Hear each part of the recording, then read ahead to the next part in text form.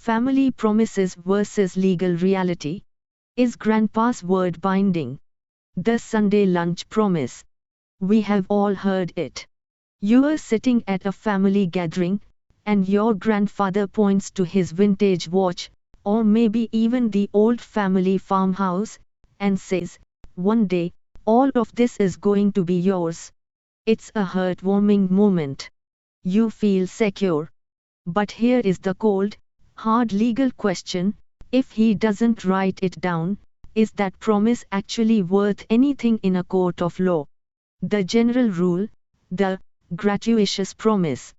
The short answer: probably not. In the eyes of the law, a verbal statement like, "I plan to give you this," is often considered a gratuitous promise. It's a statement of intent, not a binding contract.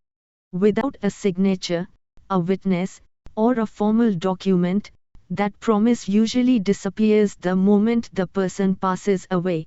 It sounds harsh, but intent alone is rarely enough to transfer property. Exception 1, the Holy Grail, the will. So, when is it enforceable? The gold standard is a last will and testament.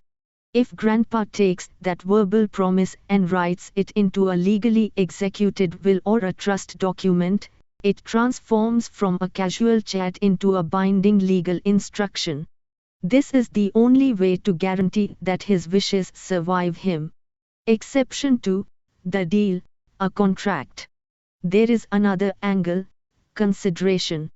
Did you do something in exchange for that promise?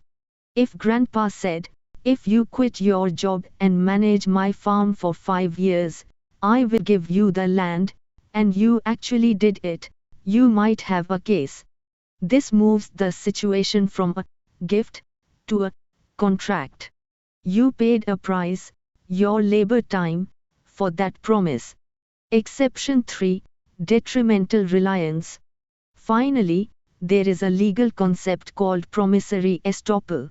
If you took massive, life-altering steps relying on that promise, like selling your own house to move in and care for him, and he knew you were doing it, a court might enforce the promise to prevent injustice. But this is a tough, expensive legal battle to fight. Conclusion. The takeaway. A verbal promise is a lovely sentiment, but it's not a legal safety net. If a loved one makes a promise they truly intend to keep, the kindest thing they can do is put it in writing.